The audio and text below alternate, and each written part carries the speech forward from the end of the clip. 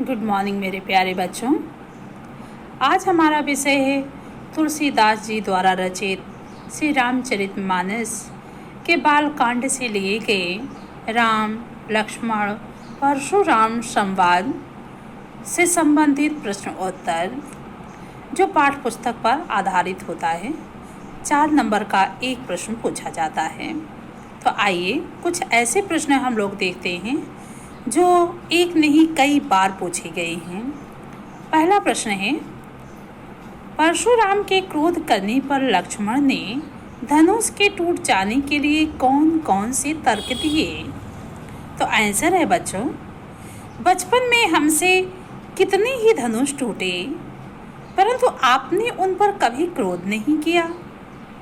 इस विशेष धनुष पर आपकी क्या ममता है? नंबर 2 तर्क है, हमारी नज़र में तो सब धनुष एक समान होते हैं, फिर इस धनुष पर इतना हो हल्ला क्यों हो रहा है? तीसरा पॉइंट है बच्चों, इस पुराने धनुष को तोड़ने से हमें क्या लाभ मिलता? अगला है, राम ने तो इस धनुष को छुआ ही था कि यह अपने आप टूट गया, इसमें राम का कोई भी दोष नहीं है।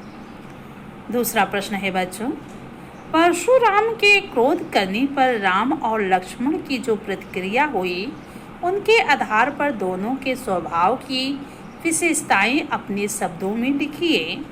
तो आंसर है बच्चों, राम स्वभाव से कोमल और विनयी हैं। उनके मन में बड़ों के प्रति श्रद्धा और आदर है। वे गुरुजनों के सामने झुकना अपना धर्म समझते हैं। वे महाक्रोधी परशुराम के बिना बात के क्रुद्ध होने पर भी स्वयं को उनका दास कहते हैं। इस प्रकार वे परशुराम का दिल जीत लेते हैं। लक्ष्मण राम से एकदम विपरीत हैं। वे बहुत उग्र और प्रचंड हैं। उनकी जबान छुरी से भी अधिक तेज है। वे व्यंग्य वचनों से परशुराम को छलनी छलनी कर देते हैं। उनकी उग्रता और कठोर वचनों को सुनकर न केवल परशुराम भड़क उठते हैं, बल्कि अन्य सभाजन भी उन्हें अनुचित कहने लगते हैं। वास्तव में राम छाया है तो लक्ष्मण धूप, राम शीतल है तो लक्ष्मण आग हैं। अगला प्रश्न है बच्चों, लक्ष्मण और परशुराम के संवाद का जो अंश आपको सबसे अच्छा लगा, उसे अपने शब्दों में संवाद शैली में लिखिए। तो आपको जो अच्छा लगा हो उसे आप लिख सकते हैं, लेकिन हमें क्या अच्छा लगा बच्चों, हम आंसर बताते हैं। लक्ष्मण, परशुराम जी, हमने बचपन में ऐसे ऐसे कितने धनुष तोड़ डाले, आपने तो कभी क्रोध नहीं किया, फिर इस पर इतनी ममता क्यों? तो परशुराम क्या कहते, अरे राजकुमार, लगता है तेरी मौत आई है, तभी तो तू संभल कर बोल नहीं पा रहा है। तू शिव धनुष को आम धनुष के समान समझ रहा है। तो लक्ष्मण क्या कहते हैं, हमने तो यही जाना था कि धनुष धनुष एक समान होते हैं, फिर राम ने तो इस पुराने धनुष को छुआ भर ही था कि वह टुकड़े टुकड़े हो गया, इसमें राम का क्या दोष है? तो परशुराम क्या कहते हैं, अरे मूर्ख बालक, लगता है तू मेरे उग्र स्वभाव को नहीं जानता। मैं तुझे बच्चा समझ कर छोड़ रहा हूँ। तू क्या मुझे कोरा मुनि समझता है, यानी निरा मुनि समझता है, केवल मुनि समझता है? मैं बाल ब्रह्मचारी हूँ। मैंने कई बार पृथ्वी के सारे राजाओं का संहार किया है। मैंने सहस्रबाहु की भी भुजाएं काट डाली थी। मेरा फरसा इतना कठोर है कि इसके डर से गर्भ के बच्चे भी गिर जाते हैं। लक्ष्मण क्या कहते हैं, वाह मुनि जी, आप तो बहुत बड़े योद्धा हैं। आप बार बार मुझे अपना कुल्हाड़ा दिखा रहे हैं और डराना चाहते हैं। आपका बस चले तो फूंक मार कर पहाड़ को उड़ा दें। मैं भी कोई छुई मुई का फूल नहीं हूँ जो अंगुली देखने से मर जाऊं। मैं तो आपको ब्राह्मण समझकर चुप रह गया था। हमारे वंश में गाय, ब्राह्मण, देवता और भक्तों पर वीरता नहीं दिखाई जाती है। फिर आप तो वचन ही करोड़ों वज्रों से घातक हैं, कठोर हैं। आपने शस्त्र तो व्यर्थ ही धारण कर रखे हैं। तो परशुराम क्या कहते हैं, विश्वामित्र, यह बालक तो बहुत मूर्ख है, कुलनाशक, निरंकुश और कुलंक है, यानी कुल का कलंक है। मैं तुम्हें कह रहा हूँ कि इसे रोक लो, इसे मेरे प्रताप और प्रभाव के बारे में बताओ, वरना यह मारा जाएगा। तो लक्ष्मण क्या कहते हैं, मुनि जी, आपके यश को आपके सिवा और कौन कह सकता है। आप पहले भी अपने बारे में बहुत प्रकार से बहुत कुछ कह चुके हैं, कुछ और रह गया हो तो आप वह भी कह लीजिए। मैंने बस सच्चे सूरवीर युद्ध भूमि में अपना गुणगान नहीं करते, केवल वीरता दिखाते हैं। अगला प्रश्न क्या है बच्चों, परशुराम ने अपने विषय में सभा में क्या क्या कहा, निम्न पद्यांश के आधार पर लिखी। पद्यांश क्या लिखा है, बाल ब्रह्मचारी अति को ही विश्वविदित क्षत्रिय कुलद्रोही। क्या कहते हैं परशुराम जी इस पूरे पद में। परशुराम ने अपने बारे में कहा, मैं बाल ब्रह्मचारी हूँ, स्वभाव से बहुत ही क्रोधी हूँ। सारा संसार जानता है कि मैं क्षत्रियों के कुल का शत्रु हूँ। मैंने अनेक बार अपनी भुजाओं के बल पर धरती के सारे राजा मार डाले हैं और यह पृथ्वी ब्राह्मणों को दान दे दी है। मेरा फरसा बहुत भयानक है, इसने सहस्र वाहु जैसे राजा को मार डाला था। इसे देखकर गर्भिणी स्त्रियों के गर्भ भी गिर जाते हैं। अगला प्रश्न क्या है बच्चों, लक्ष्मण ने वीर योद्धा को क्या क्या विशेषताएं बताई हैं। तो आइए देखते हैं आंसर हम लोग। लक्ष्मण ने वीर योद्धा के बारे में बताया है कि सच्चा वीर रणभूमि में वीरता दिखाता है, अपना गुणगान नहीं करता है। सूर समर करनी करही कहीं न जना वही आपो, अर्थात कि जो युद्ध भूमि में योद्धा होते हैं वो अपनी वीरता दिखाते हैं, अपनी वीरता की बड़ाई नहीं करते हैं। अगला प्रश्न है बच्चों, क्या है, साहस और शक्ति के साथ विनम्रता हो तो बेहतर है। इस कथन पर अपने विचार लिखिए। अपने विचार, मैं अपना विचार व्यक्त कर रही हूँ, आप लोग अपना विचार भी लिख सकते हैं बच्चों।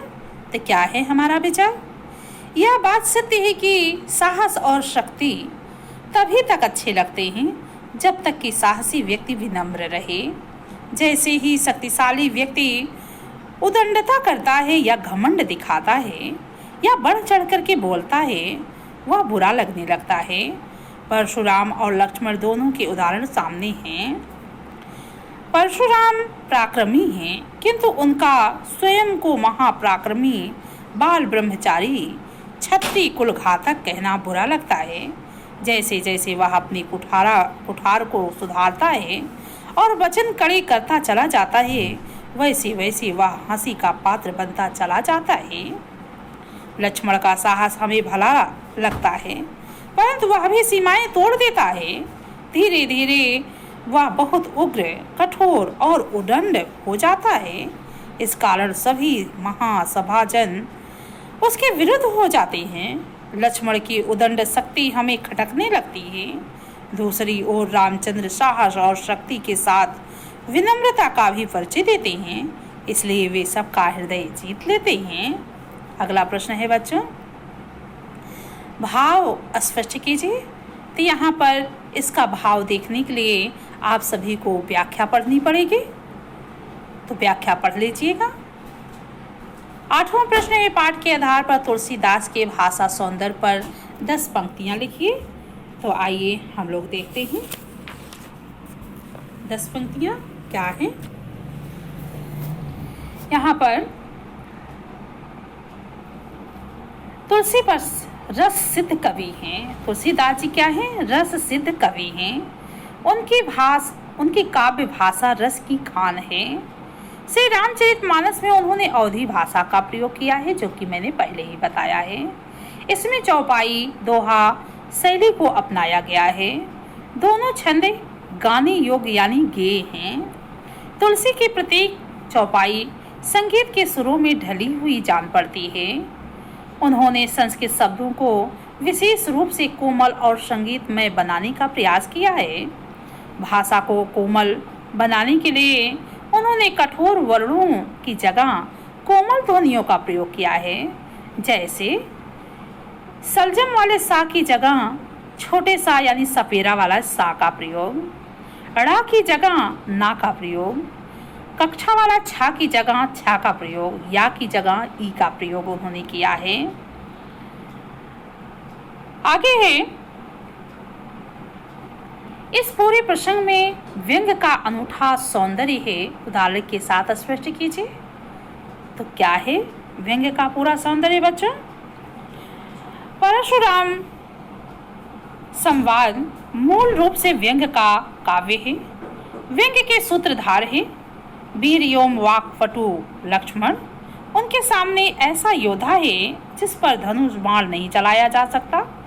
परशुराम बूढ़े हैं, मुनि हैं, ब्राह्मण हैं, किंतु बहुत डींगियल और बड़ बोले हैं, बहुत डींगे हाँकते हैं। इस कारण लक्ष्मण भी उन पर बातों के तीर चलाते हैं। परशुराम जितनी पोल बनाते हैं लक्ष्मण वह पोल खोल देते हैं। वे परशुराम की खोखली वीरता की धज्जियां उड़ा देते हैं। परशुराम और शिव धनुष तोड़ने वाले का संहार करने की घोषणा करते हैं। लक्ष्मण कहते हैं हमने तो बचपन में ऐसे कितने ही धनुष तोड़ डाले हैं। परशुराम क्या कहते हैं? शिव धनुष कोई ऐसा वैसा धनुष नहीं था। तो लक्ष्मण क्या कहते हैं? हमारी नजरों में सच, यानी क्या कहते हैं? हमारी नजरों में सब धनुष एक से ही होते हैं। तो परशुराम स्वयं को बाल ब्रह्मचारी, क्षत्रिय कुलद्रोह, सहस बाहु संहारक कहते हैं।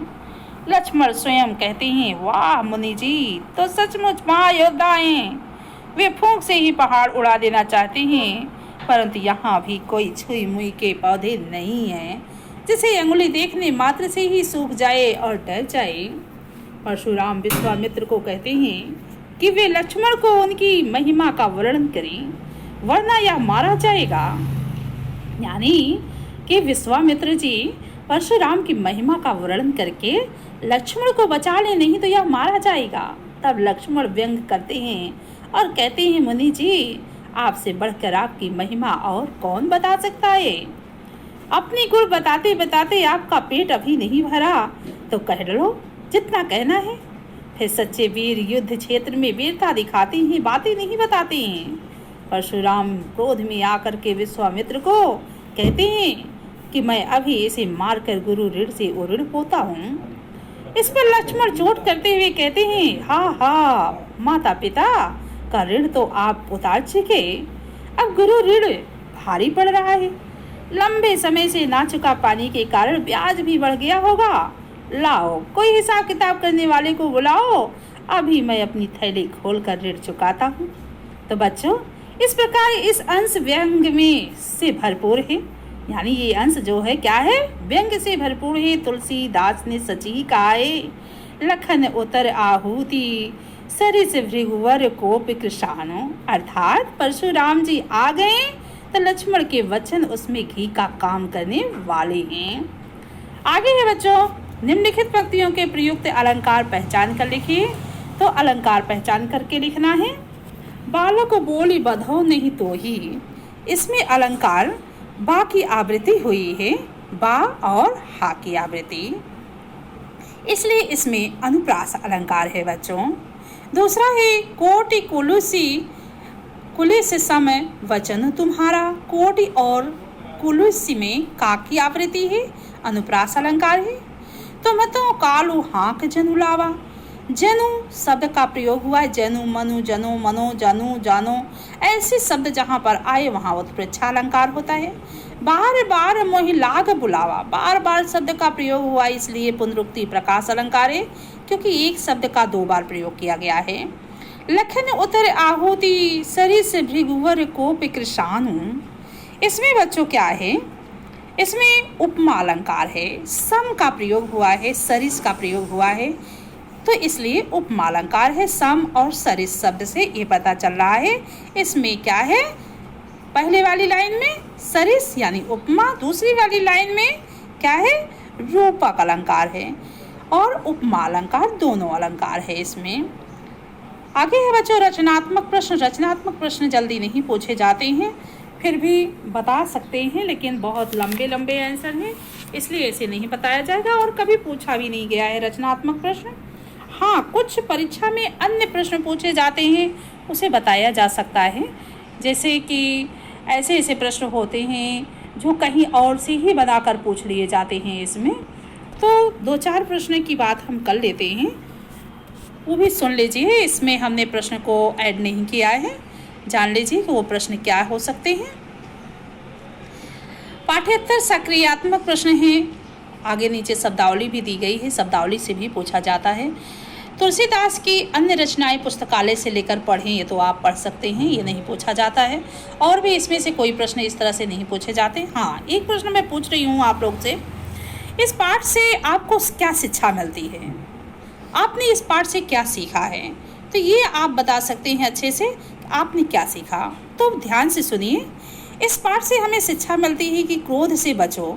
क्रोध सोचने की शक्ति को नष्ट कर देता है, ज्ञान का छीड़ कर देता है। क्रोधी व्यक्ति अच्छे बुरे और उचित अनुचित का विवेक नहीं कर पाता है, ज्ञान नहीं कर पाता है। क्रोध से समस्याएं सुलझने की बजाय उलझती चली जाती हैं।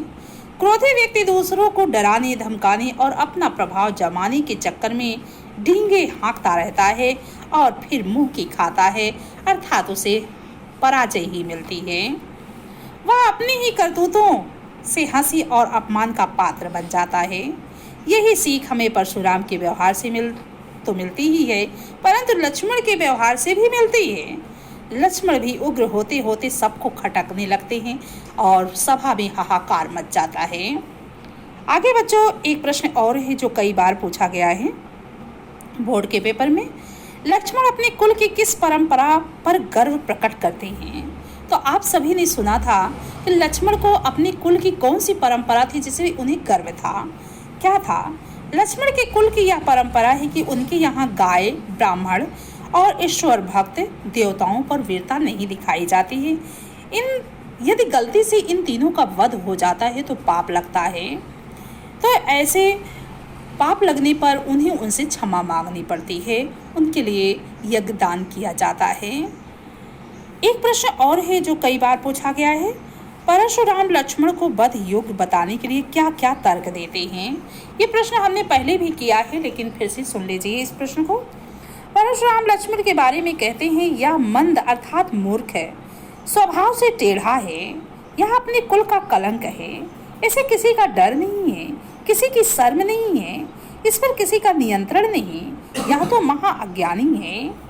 क्षत्रिय राजकुमार होने के कारण यह स्वाभाविक रूप से परशुराम का शत्रु है। क्या कहते हैं?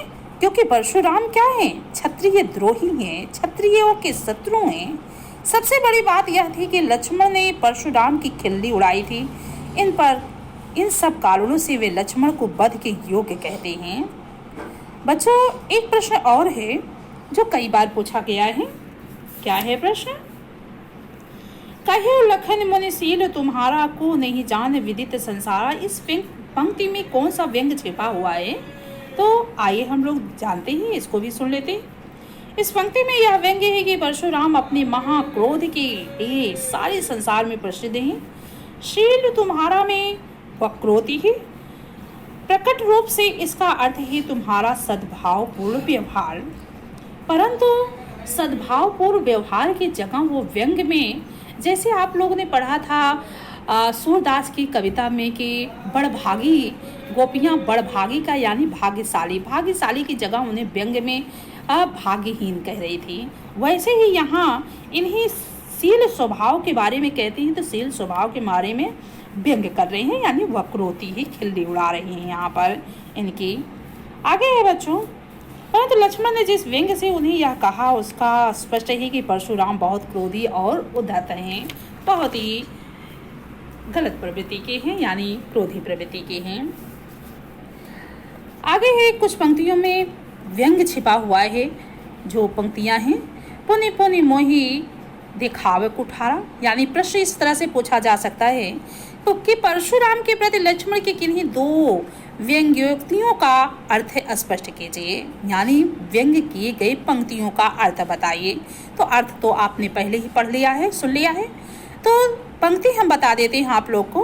पुनि पुनि मोहि दिखाओ कुठारा, चहत उड़ावन फूंकू पहाड़ू। इसमें बहुत भयंकर व्यंग्य है। यहाँ कुम्हड़ बतिया कहु जे तर्जनी देखी मर चाहिए, इसमें भी व्यंग्य है। एक प्रश्न और है जो कई बार पूछा गया है बोर्ड में। धनुष टूटने के बाद परशुराम ने हर्षे की तरफ देखकर लक्ष्मण को ना मारने का क्या तर्क दिया था? तो परशुराम ने लक्ष्मण को डराने के उद्देश्य से कहा, मैं विश्व प्रसिद्ध महाक्रोधी हूँ, मैंने कितनी बार क्षत्रिय कुल का नाश किया है, मैं तुम्हें बच्चा समझकर छोड़ रहा हूँ। और एक प्रश्न है, लक्ष्मण ने परशुराम पर क्या क्या व्यंग्य किए थे? तो क्या क्या व्यंग्य किए थे तो आपने ही पहले भी सुना है। उन्हें बड़बोला कहा, महाक्रोधी कहा, वचनों की मार से पहाड़ उड़ा देने वाला वीर कहा। लक्ष्मण ने सीता स्वयंवर में किस मुनि को चुनौती दी और कैसे? तो आप सभी जानते हैं कि लक्ष्मण ने सीता स्वयंवर में परशुराम को चुनौती दी थी। और कैसे दी थी? क्या दिया था? उनके क्रोध का जवाब दिया था, अनाप शनाप शब्दों में दिया था। परशुराम जितनी जितनी डींगे हाँकते गए, लक्ष्मण उतना उतना उनकी एक एक बात काटते गए थे। वे क्रोध का बदला प्रति क्रोध से और अपमान का बदला महा अपमान से देते चले गए थे। बच्चों, इसमें पाठ में कुछ शब्दावली भी दे करके पूछ ली जाती है कि इस शब्द का अर्थ क्या है, प्रश्न पूछ लिया जाता है। तो भंज निहारा का भंग करने वाला अर्थात तोड़ना। आगे है अवमानी, अवमानी का अर्थ है अपमान करना। सबसे नहीं पूछा जा सकता, कुछ अलग ही शब्द होते हैं, विशेष शब्द होते हैं जो संस्कृत के शब्द होते हैं, ऐसे ही शब्दों का अर्थ पूछा जाता है।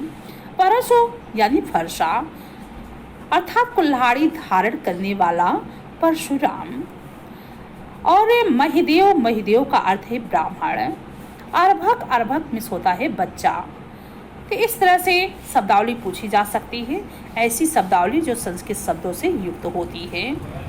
तो आइए हम सभी इसे रिपीट करते हैं और जितना हो सके उतना आप सभी इस कहानी को, पूरे प्रश्न को सुनिए, पढ़िए और इसे रिपीट करिए। पूरा समझ लीजिए कि तुलसीदास चैप्टर से एक दो प्रश्न तो आने की संभावना होती ही है। अगर व्याख्या आ जाता है तो पूरा 8 नंबर का यही हो जाएगा। और अगर काव्य कह सकते हैं कि पाठ्य पुस्तक पर आधारित प्रश्नोत्तर आता है तो भी 4 नंबर का, यानी 4 से 5 नंबर का आपके तुलसीदास चैप्टर से आ सकता है बोर्ड में। तो आप सभी पढ़ते रहिए, सुनते रहिए, वीडियो को शेयर कीजिए। धन्यवाद।